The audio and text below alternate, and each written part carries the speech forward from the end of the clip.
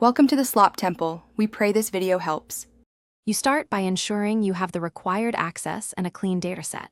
Once logged in, pick the correct project template so Arena applies the right defaults. Upload your core CSV or JSON and check field names and types. Mismatches break imports.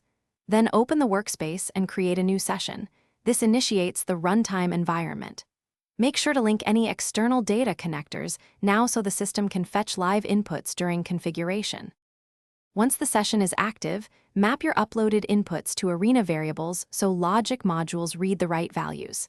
Configure validation rules to catch bad rows early, because catching errors now saves time later. Next, assemble modules in order, data prep, transformation logic, and output, and wire them so data flows correctly. Run a small test batch of 10 to 50 rows to exercise the pipeline, then inspect execution logs and sample outputs to confirm behavior before scaling up.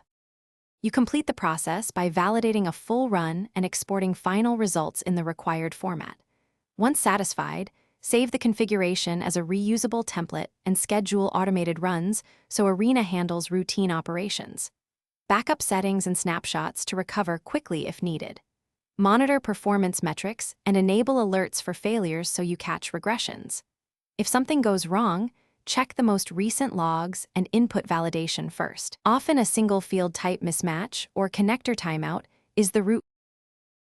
Thanks for watching. Consider subscribing if we helped you.